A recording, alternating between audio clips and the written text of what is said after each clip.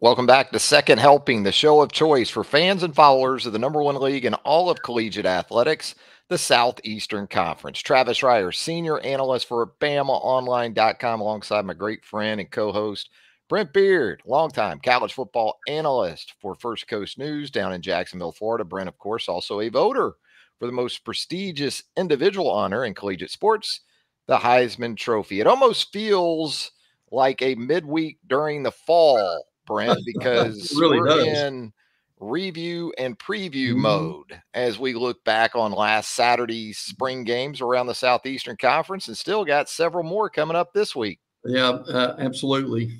We had 8 last week, and we'll have the remaining ones. Now, Missouri obviously had theirs in March. Vanderbilt had nothing, as we talked about, basically because of the construction there. But yes, it will be interesting to see what happens this weekend and kind of how the spring games are dealt with, if it's a traditional spring game or if it will be something different. So, Like a carnival yeah, in Oxford. absolutely. Yeah. We'll talk about that too coming up in Yes. just a little bit, but we'll move through these alphabetically, Brent. And Mhm. with that, we'll start at the University of Alabama. Certainly a changing of the guard Oh, yeah. in Tuscaloosa, with Kalen DeBoer making his A-Day debut. Huge crowd at Bryant-Denny Stadium. Not quite 90,000 plus like we saw with Nick Saban back in 2007, but not all that far off either. That's right. 72,000 in attendance for A-Day. I was also glad to see the Final Four Alabama basketball team was recognized during the day.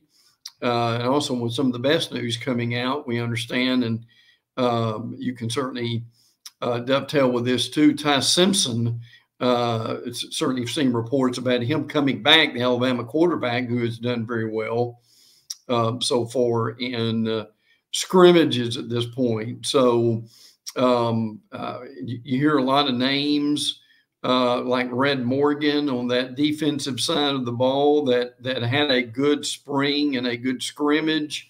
Bama has a also a defensive player whose name, Trav, I can't pronounce yet, from, who basically led them in tackles during the Yeah, spring. Justin Okoronkwo, Thank you. the early enrollee from Germany. Yeah. Yes. Yeah. You don't get one of those every day, do you? No, but he did. You're right. He looked good at one of those inside You linebacker sure did. positions, playing alongside Jeremiah Alexander, Mhm. another backup to Jahad Campbell, Deontay Lawson. Early enrollees, a big part of the storyline on No the doubt. defensive side of the ball. You mentioned Red Morgan at that Husky position, which is sort of the slot corner or the star position.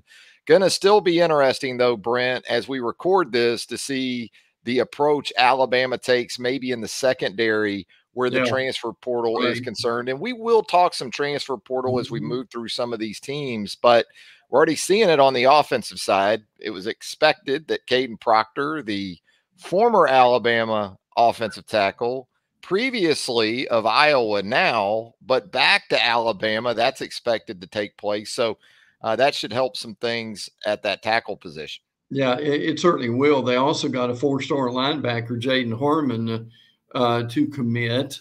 He was looking at Clemson, Ohio State, and Tennessee from Rome, Georgia. So that's a nice pickup for the Tide also. And Jermaine Burton is gone, but you've got guys like Jeremy Bernard who are in and look really good. Jalen Milrow and the quarterbacks certainly did some good things. And boy, oh boy, with Jam Miller in that running back room, frankly, Trav, this Bama offense may not miss much of a beat. It almost feels like a theme that we're going to talk about today is the running back position, whether it's Yeah. Alabama, whether it's Florida, Mm-hmm. Georgia, Mm-hmm. certainly in that boat as well. But you're right. Jam Miller, Justice Haynes, Richard Young, a second Mm-hmm. year back, who was a top 3 recruit at his position for the 2023 cycle, was in the shadows of Justice Haynes as a classmate a year ago, but he looked very strong running through a lot of that Alabama defense, especially in the early stages of Saturday's scrimmage. So the Crimson Tide, strong quarterback room, you alluded to it. The connect the dots approach to that situation has been, well, at some point, Ty Simpson with Jalen Milroe coming back is going to look elsewhere. Ty's been pretty steadfast in that he's going to stay at Sure is. Alabama and kind of Mac Jones this thing, play it out. Jalen Hurts or one of those type of situations. And so Alabama looks to be in great shape at the quarterback position as we move into the offseason. And again, still a lot of transfer portal stuff to work through for the Crimson Tide. Arkansas, talking about quarterbacks, that seemed to be a wire-to-wire situation with the Boise State transfer coming in there and really solidifying things post KJ Jefferson. Yeah, and they feel like right now that they're in pretty good hands with Green, the quarterback from Boise State, who really has had a good spring. And Trav, it doesn't take long to connect the dots with this one, does it? Jacoby Criswell expected to enter the transfer portal.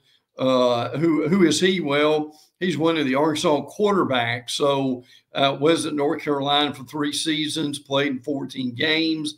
Thought he probably had a real open door to Arkansas. Did not work out.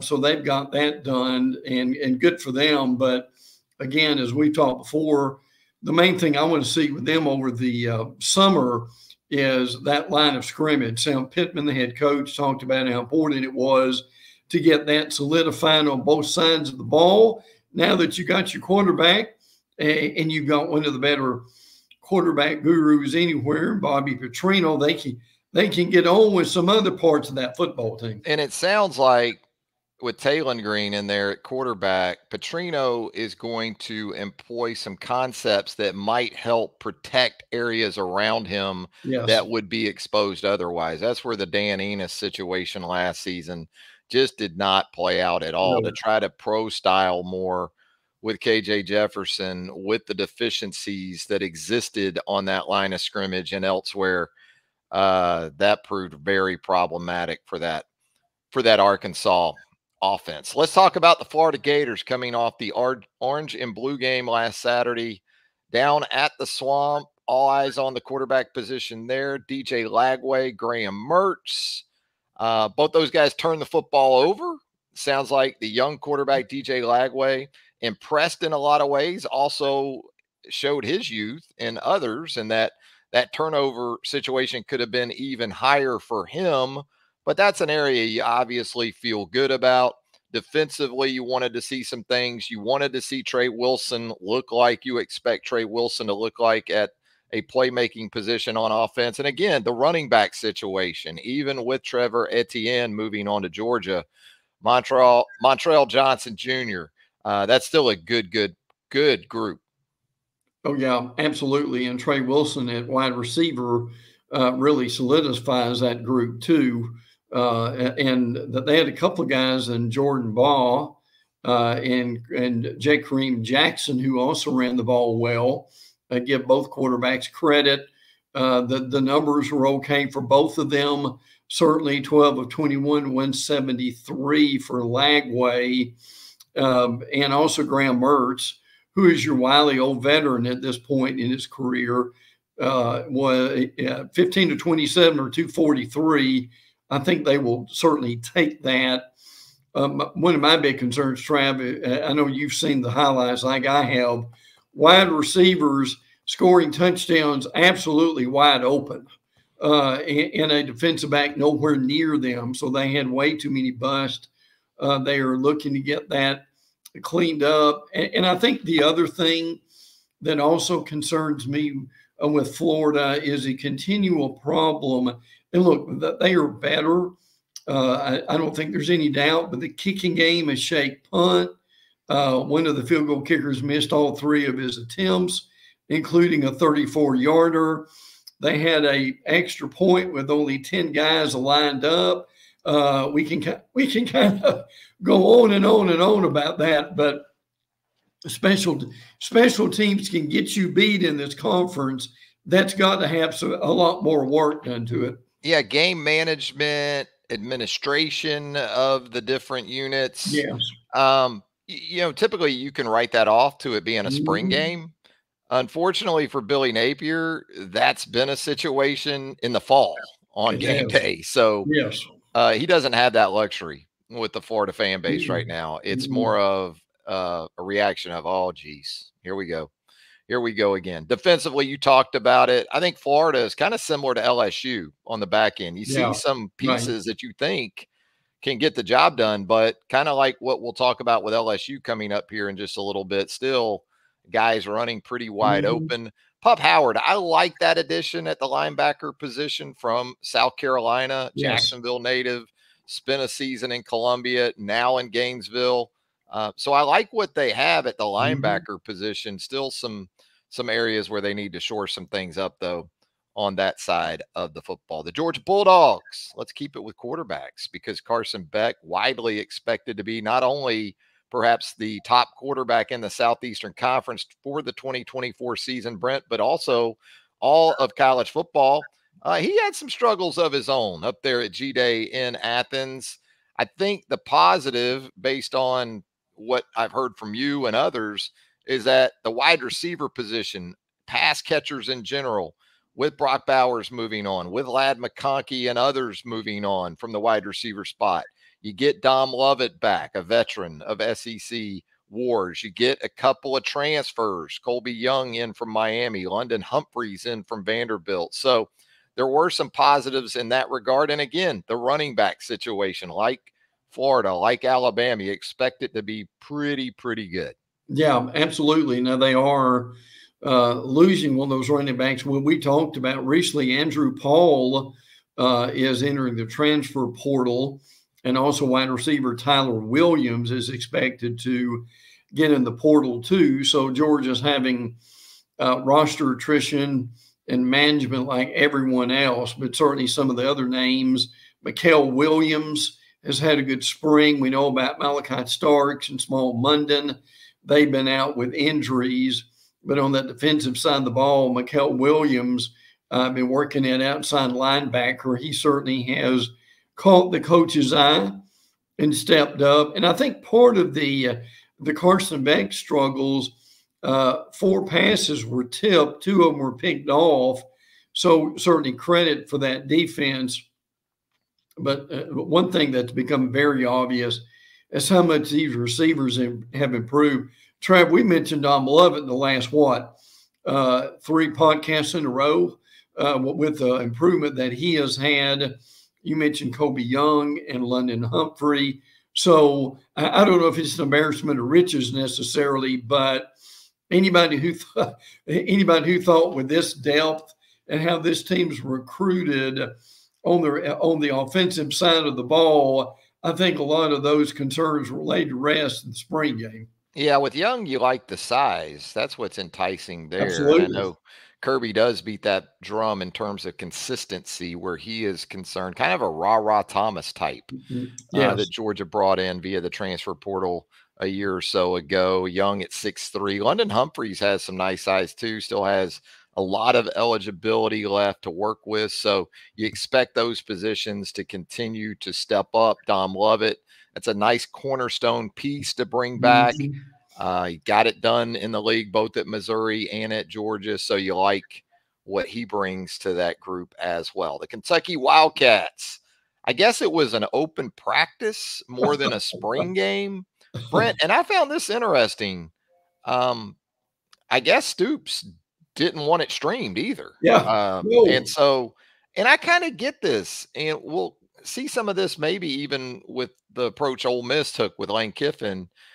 If you're not going to expose us on ESPN or ESPN2 or the SEC network, why should we put a practice out on stream for everyone to be able to watch? Like you're not getting the full benefit from a recruiting perspective. If Right. we're being Mhm. honest, if you're on ESPN Plus or SEC Plus.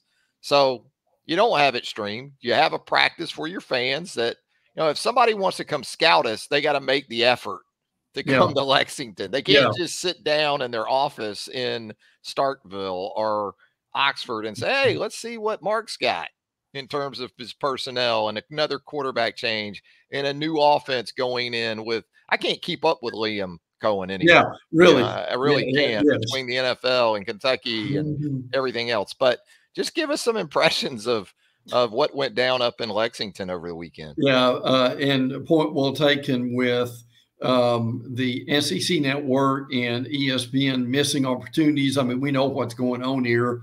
They just want to get more subscriptions from folks to go along with their streaming.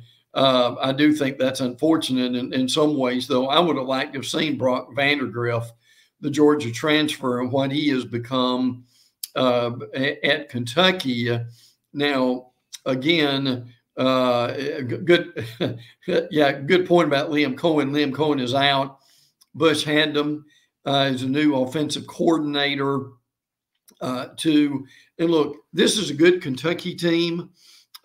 Frankly, matter of fact, Trav, they've got Georgia in September, which I thought was really interesting. It's usually November game. It Yeah. is. It is. And usually Kentucky's kind of beat up by then. I'm not saying Kentucky's going to win the game, but with the full arsenal, I would be very interested to see what they're going to do in that situation. So I do wish we could have seen some of it, but regardless, I still think this if Vandergriff really matures and he plays within himself. Again, this could be your typical what? Mark Stoops, Trav 7, 8, 9 wins in another season. Absolutely. And Kentucky getting Georgia in September is kind of like Ole Miss getting Alabama in September last No year question. after Yes. getting Alabama in November in 2022. Didn't really help the Rebels in either situation, but the point is well taken in that you should have a more whole Kentucky football team in terms of roster in Yes. September versus November, no doubt. You mentioned Vandegrift. I think that's going to be interesting because Hamden apparently wants to go more up tempo. Liam Cohen, very much an NFL guy, very much a pro guy, which had its benefits. I don't think there's any doubt about that. But Vandegrift, in comparison to, say, Devin Leary, I think you're going to be able to do more things with him athletically. You're not going to be as pocket dependent and put more pressure on your protection and your receivers to get open in a pro style offense. I think that fit could work pretty nicely given Vandegrift's skill set to go along with Hamden and what he would like to do. The LSU Tigers. I think the hope for the purple and gold fan base last weekend, Brent, was that the spring game would represent major improvement on the defensive side of the ball, and the feedback and understanding it's a spring game. It didn't exactly look like that in Blake Baker's public debut as the defensive coordinator for the Tigers. Yeah, I still think that's a good move. Baker did a really good job at Missouri. I think he will also at LSU. They allowed 4 plays of 30 yards or more, 3 passing, 1 rushing. And again, as you mentioned, they don't have Jaden Daniels, Malik Neighbors, and Brian Thomas, and also don't have Mike Denbrock. So there's a lot of change. The passing game went fine. Garrett Nussmeier, who we both like, with Kyrie Lacey, and also C.J. Daniels coming over from Liberty. That shows, I think, a lot of potential with them there, but there's no doubt. Basically, the defense is going to be the main thing in all the preseason magazines, which, oh, by the way, is out in maybe a little over Countdown. a month. That's right. The countdown is on for Brent Beaird. Yeah, I love that. Gabriel Relaford is a guy who stood out early in Roe, defensive end, had 2 sacks. But again, we know what 2 sacks can be. It's just basically 2-hand tag. But still, he made some promise. And Travis, you know that that big opener with Southern Cal in Las Vegas, baby, Sunday night, one of the more intriguing games of frankly, I think the entire year. I don't think there's any doubt about that, especially in a standalone type of situation like on that Sunday night. Yeah, that's going to be a lot of fun out in the desert. Ole Miss. Let's talk about, I guess, I don't know if we call this the Grove Bowl or Yeah. Yeah. the Chip Bowl, because it was more of Yes. a party than anything else in Oxford over the weekend. And we know those folks, they like a good party They in do. Oxford, Mississippi. You had a slam dunk contest. Brent, you had a tug of war contest. You had Joey Chestnut featured in a hot dog eating Yeah. contest. Yeah. You had a little bit of everything, not much in the way of actual football on Saturday at Ole Miss, but interesting approach to say the least by Lane Kiffin. It was, and it's pure Lane, wasn't it, Trav? And just doing some different things. And look, Lane's pretty slick. We know that. And when I mean slick, I mean smart. He really was probably not going to show much. I think Trav, he's got to know that this is basically a playoff team. This is his best team coming up with all the guys who are coming back. Jackson Dart, Trey Harris, his best defense, particularly on the line of scrimmage. But they had a lot of fun. Now that has drawn interest on Twitter.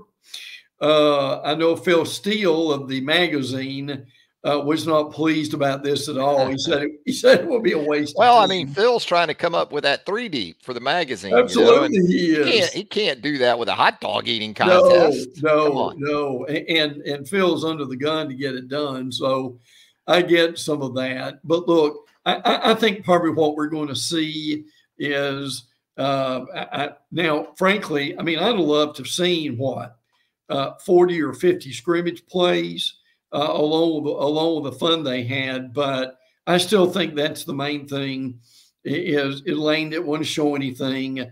And I think the bigger picture here is travel more schools do something similar to this for their spring game in the next few years. Yeah, and I think Lane probably, like Mark Stoops, thought, I bet you would like to see 50 or 60 scrimmage plays of our team on the stream from SEC Plus or ESPN Plus. But, Lane, I think, knows what he's got right now. I think Lane in late April looks at this team and goes, we don't really have a whole lot to do here. They were so active in that early transfer portal window.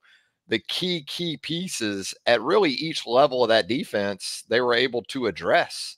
And so now it's about staying healthy and just getting to August and into September to see if this team can actually live up to the billing. And, I don't know if other teams, other programs are going to follow suit, but something else to consider too is that Lane had another practice in his back pocket beyond Saturday. So this wasn't the wrap of spring. I think they were still going to practice Monday of this week with a real practice and wrap things up on a very legitimate note. Let's talk about the Tennessee Vols coming off its spring game up in Knoxville over the weekend. I watched some of that, and it took a little while for the offenses to get going, which if I'm a Tennessee fan, I took that as pretty good news, given that you need to improve on defense, and a lot of the expectation is that will occur. Although I guess on the back end, it seems like there's been this perennial question forever about Tennessee's secondary.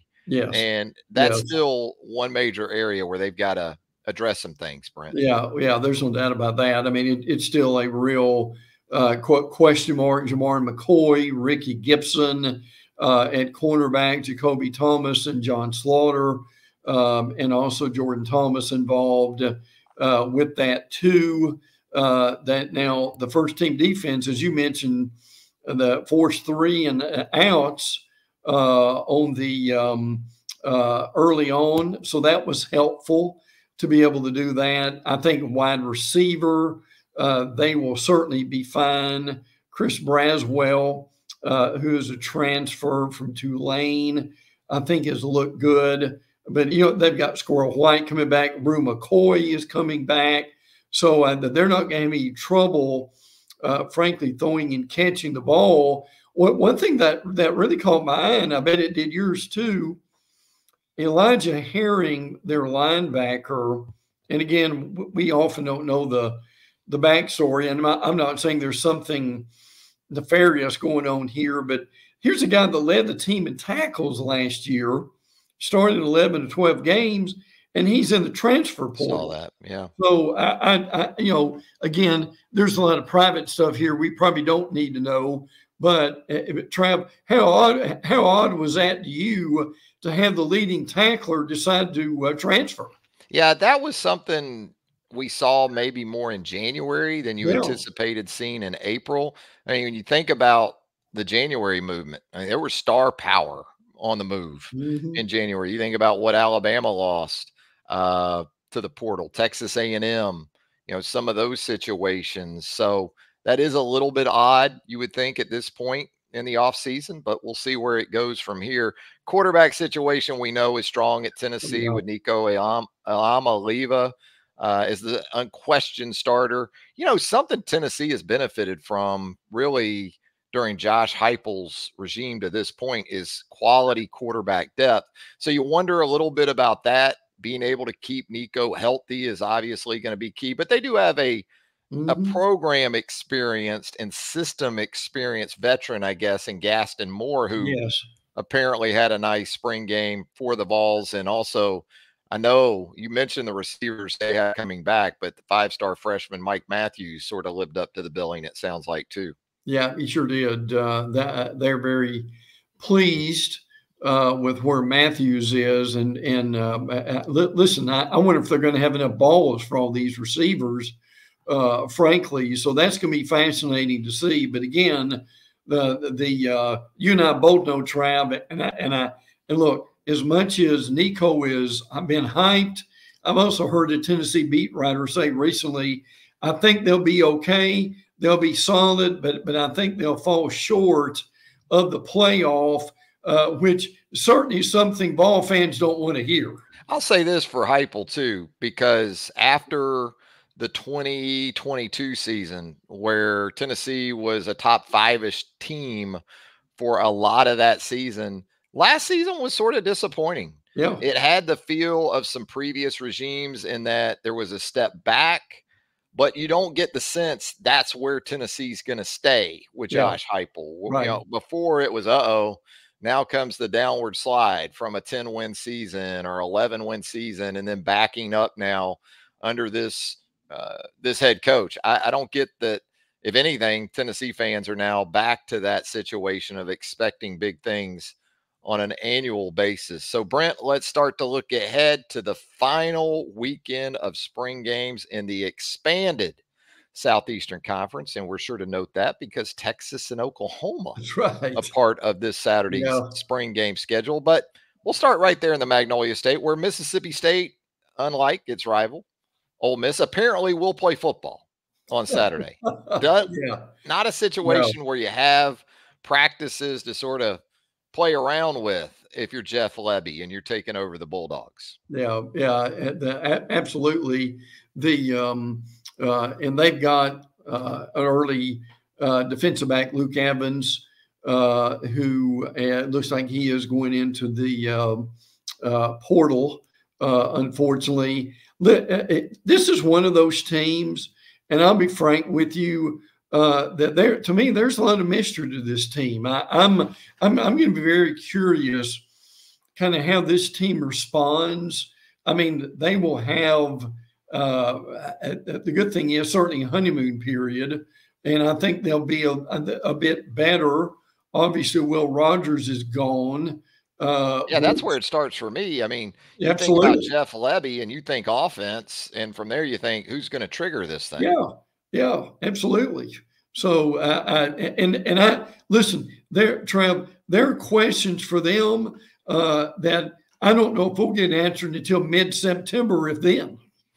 Yeah, and they actually were able to strike once Jeff Lebby took over for a pretty highly regarded high school quarterback in Michael Van Buren, but for sure you would think would rather have a more veteran presence there behind center, and I would expect that to be the case. When you think about what State will have to choose from at the quarterback position moving forward under Jeff Lebby. So let's get into some other situations around the Southeastern Conference. Gosh, I'm looking here, and we will move on to the Texas Longhorns. Let's go right there. No quarterback concerns there for Steve No, Sarkisian. I no. guess maybe in terms of supporting cast, because running back, wide receiver, tight end, some key losses. But man, with the way the Longhorns have recruited really across the board, you're thinking a Baxter at running back. Isaiah Bond comes over Yeah, via the transfer yeah, portal from absolutely. Alabama at wide receiver. Amari Nyblack comes over from Alabama at tight end. So looks like some plug and play going on for the Longhorns at some key spots on offense. Yeah. Tackle, I would put up there too. Offensive line, maybe. And listen, you mentioned the running backs. These running backs that they say that's going to be the strengths of their team: C.J. Baxter, Jaden Blue, Trey Wisner, Christian Clark, Jarrett Gibson. A lot of guys that folks will get used to as we go along. When we know about Quinn Ewers, third-year starter, a little bit mentioned this week about Arch Manning. I find this a little bit fascinating, and frankly, Trav, Arch to me has some of the temperament of his grandfather, more than Peyton and Eli. And what I mean by that is, at least at this point, he has been patient. He's waiting his turn. He's learning the system, and then hopefully he will be ready to go. But even if Ewers went out for a little bit, I think that they could put him in, and I think they'd be comfortable. They've got to work on their red zone defense. Last year it was 87th out of 133. So that certainly is going to take some time to be able to do. And we mentioned that LSU and USC game. Well, one of the better guys, I tell you what, two of the great games coming up is going to be Georgia and Texas at Michigan. That's must-see TV in it, Trav. Yeah, those are strong matchups for the Texas Longhorns. And I think you said it with Arch. Peyton and Eli had to be patient. I Yes. think people think of Peyton and Eli and think, wow, they must have just been day one guys at Tennessee and also at At Ole Ole Miss. Miss. And that Yeah. wasn't the case. I think Eli actually redshirted Yeah. at Ole You're Miss. right. Yeah. And Peyton was in about a 3 quarterback battle, as I recall, back in 1994 when he stepped on campus in Knoxville. Now, it ultimately played out by the end of that season. He was pretty much the guy.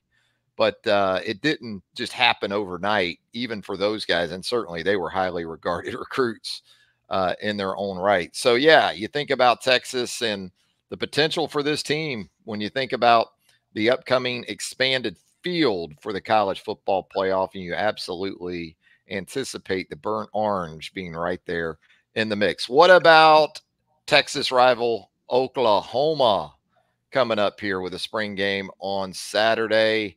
Um, Jackson Arnold at the quarterback position, even with Dylan Gabriel moving on to Oregon. Mhm.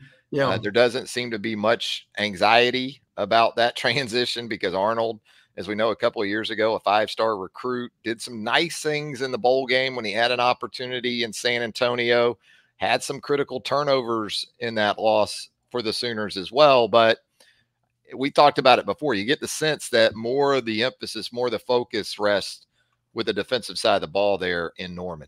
Well, and Brent Venables being an offensive guy, they really need to get the things going. I'm not saying he's on the hot seat. I'm just saying they are ready for better defensive play, and I think they'll be able to get it in the linebackers. They've got a good group that's coming back. Danny Stutson, a lot of people know about, who's an All-American.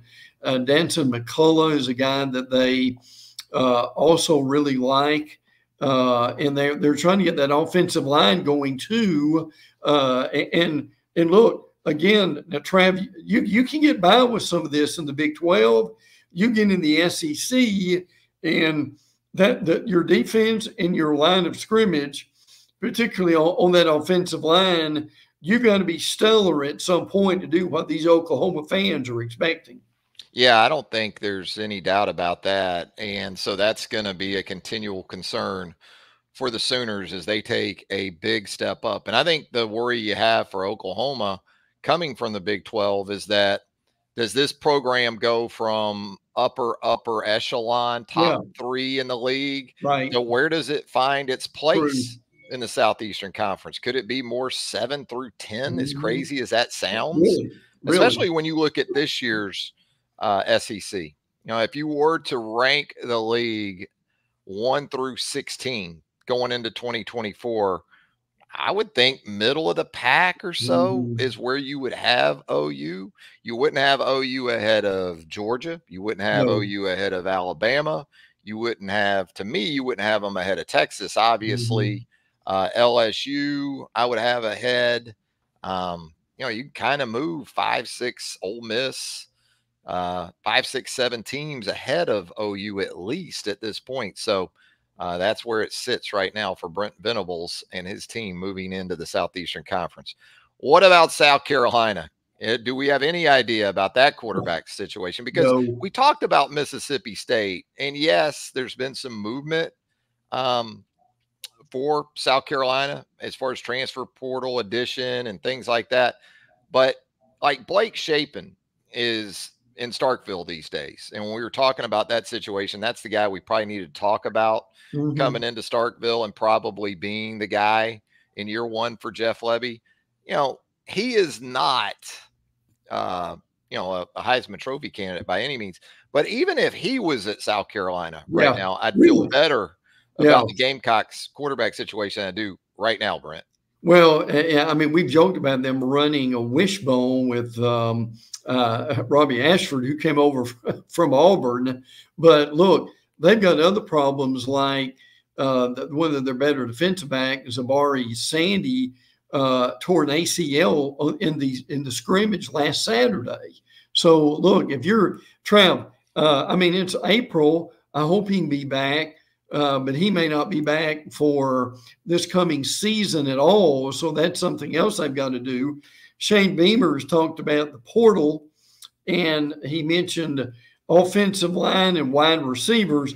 Listen, this is something to me that has just been a constant concern at South Carolina. They need game breakers. Now, Rocket Sanders is there. He's been out after shoulder issues. Now, look, you and I both know if he could return to form and run for what, Trav, 1,000 to 1,200 yards, that would cover a multitude of sins. But I'm with you. Not only the quarterback situation, but they need some guys who can stretch the field. And that's going to be one of the real things they've got to find, either in the portal or some of these younger players coming in. Yeah, I'd like to see a more streamlined Rocket. You know, the Rocket the last year or two's looked more like a space shuttle. Yeah. You know? Yeah. He hasn't really looked like a rocket, but he could obviously help alleviate some concerns. And we talked about it too. A guy like Pup Howard moves on from the defensive side to Florida. You just worry for Shane Beamer, kind of how we outlined with Tennessee earlier, how you know, we've seen with regimes at Tennessee where, hey, that second season or so, it's trending upward. And then 3, 4, 5, you know, it starts to nosedive a little bit. But, you know, Shane's pulled some rabbits out of his hat up there in Columbia already. We'll see if he's got a few more down in there. Let's talk about Texas A&M as we wrap up our preview of upcoming spring games in the Southeastern Conference. Brent, Mike Elko comes in, defensive guy. Offensively, quarterback situation still looks really good, even with some attrition at the skill position spots. I still like the Aggies in those areas. You've talked about line of scrimmage. I think both of those, we saw Overton move on to Alabama. We saw Nolan move on to Ole Miss up front defensively. We've got draftable guys in that front 7 moving on from the Aggies. Talk to us a little bit about the primary concerns for Elko going into this final practice of spring ball. Yeah, one of them just happened a few days ago. One of their wide receivers, Jabri Barber, foot injury, so he's going to be out for several months, and it emerges a top option at wide receiver. Now, they're always going to, I think, have wide receivers, but you hate to lose a guy like that. They've had some good news in that Denton Ryan, who's an offensive tackle, or Denton Ryan, Texas, offensive tackle, Marcus Garcia is committed. Also, they got a big name quarterback, Husan Longstreet from California, chose A&M over Auburn in a tight battle there. Jacoby Matthews, did this surprise you a little bit? Submitted paperwork to go into the portal. Yeah. So he was like the number one safety in the 22 class. Connor Weigman, I think they'll be fine at quarterback. Again, hurt, been rehabbing. He should be ready to go. This is going to be a really interesting team. I like Elko a lot, and I think he will do some things with them probably a little bit more quietly than Jimbo did. Yeah, there's one game on the schedule that if Mike Elko can win in his first year, Absolutely. he'll probably be okay for the next 5. Absolutely. And that's, we know who that team involves. Yes, we do. A new entrant into the Southeastern Conference, renewing some old relationships coming up between those two in the state of Texas.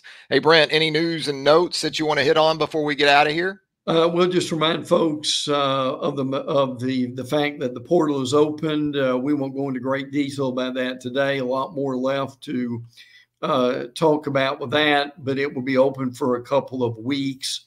So keep that in mind. But last week, SEC games. This week, SEC games. Want to pay tribute to Steve Sloan, the former Alabama quarterback, Alabama AD, Vanderbilt quarterback. He coached at so many different places.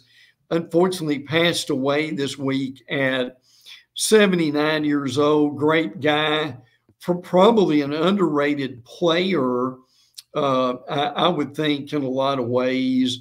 Also, Trav, but kind of in the shadow of Joe Namath back in the mid-'60s. So that was going to happen if you were anywhere close to Joe Willie Namath, right? Oh yeah, no doubt about that. But as we end, give us a pumps report, and Travis, how Reier is winning 2 straight Masters championships.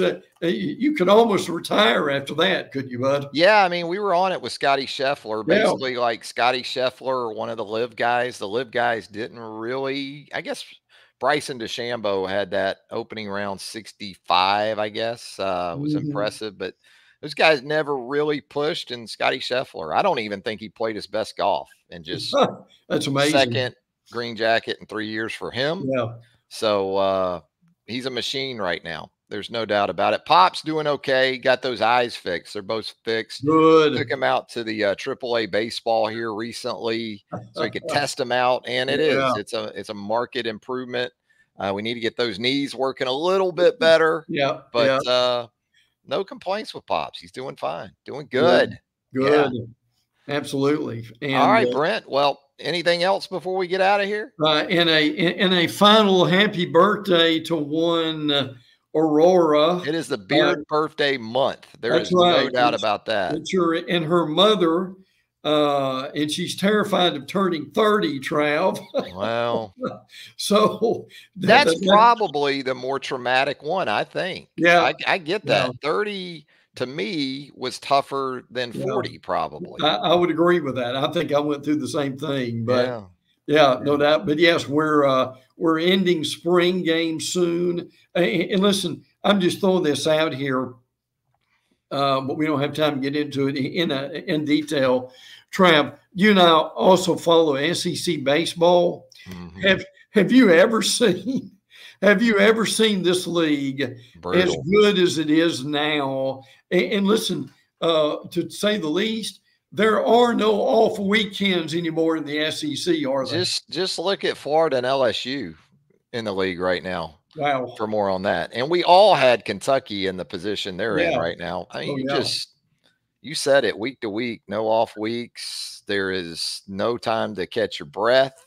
And it is going to be a mad race to Hoover, as we know, as it typically is on an annual basis. Brent, as always, had a lot of fun. Look forward to doing it again soon. Me too, bud. Take care. For Brent Beaird, Travis Reier, thanking you for joining us. Like and subscribe our channel here. Leave us, turn on those notifications. And if you do that, you'll get our shows as they drop right here on the channel. For Brent, Travis, thanks again. Till next time. So long, everybody.